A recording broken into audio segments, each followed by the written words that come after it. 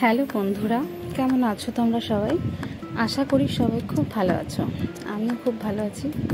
তো শুরুতেই সকালের ওয়েদারটা আজকে ভীষণ ভালো।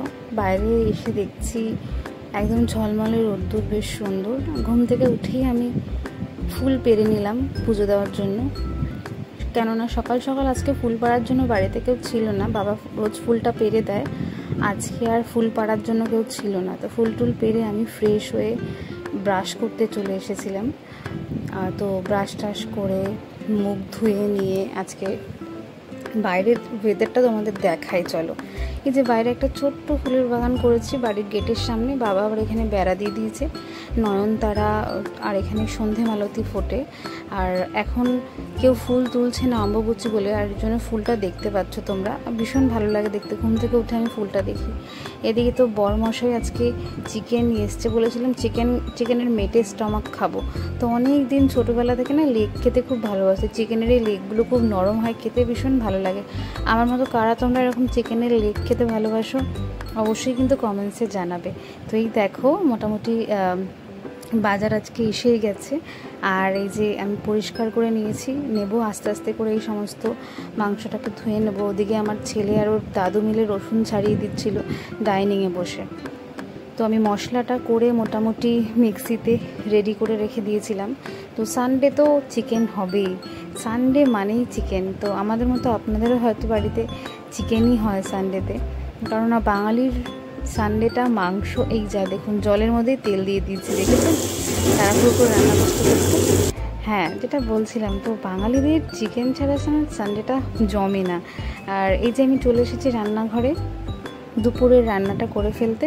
এই দেখুন চিকেনের জন্য মোটামুটি আলু কেটে রেখেছিলাম, পেঁয়াজটাকে ভেজে মশলাটাকে কষিয়ে এক একদিন এক এক প্রসেসে করি।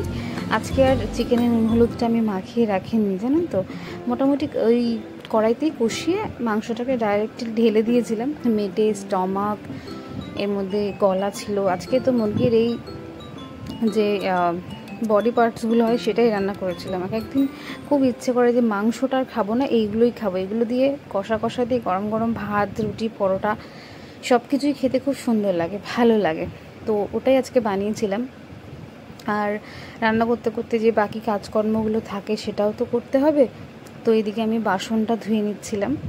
যে কটা বাসন রান্না করতে করতে বেরোই, আমি কাজ করতে করতেই ধুয়ে নিই, জমিয়ে রাখি না। কেন বলুন তো, জমিয়ে রাখলে ওগুলো বেড়ে যায়, আর পরে আমার এক গাদা বাসন দেখলে আর কাজ করতে ইচ্ছে মন চায় না, ভালো লাগে না। এদিকে হলুদ শেষ হয়ে গেছে, হলুদ নিরামিষের বাটি থেকে নিয়ে আমিষের বাটিতে সামান্য একটু হলুদ রেগুলার যা রান্না করতে হবে আমি ঢেলে দিলাম। আর দেখুন পাগলের কাণ্ড, দেখুন ওর বান্ধবী এসেছে, বান্ধবী না দিদি বলা যেতে পারে, ওর সাথে ঢোল বাজাচ্ছে বসে বসে। এদিকে বাইরে প্রচণ্ড কড়া রোদ উঠেছে, একটু বাইরে এসে ঘুরে দেখে মাঝে মাঝেই আমি বাইরে এরকম রান্না করতে করতে একটু ওয়েদারটা দেখে যাই। কি সুন্দর ঝকঝকে পরিষ্কার আকাশ, বেশ ভালোও লাগে দেখতে, জানেন তো। এই যে আমার রান্না মোটামুটি রেডি। দেখুন রবিবারের দিন বেশ জমেই গেছিলো খেতে। তো ছেলের জন্য ভাত দিয়ে নিয়েছিলাম অলরেডি, ওকে খাওয়াবো। এদিকে উনি এসে চানে ব্যস্ত, সারাদিনে স্নান হয়ে যায়। আপনাদের কেমন লাগলো পুরো গোটা ব্লগটা? আজকের ব্লগটা এই পর্যন্তই রাখলাম। দেখা হচ্ছে নেক্সট কোনো ব্লগে। অবশ্যই আমাকে কিন্তু জানাতে ভুলবেন না আমার ব্লগগুলো দেখতে কেমন লাগছে। পাশে থাকবেন, সাপোর্ট করবেন আর অনেক ভালোবাসা দেবেন। দেখা হচ্ছে নেক্সট কোনো ব্লগে, ততদিন ভালো থাকবেন।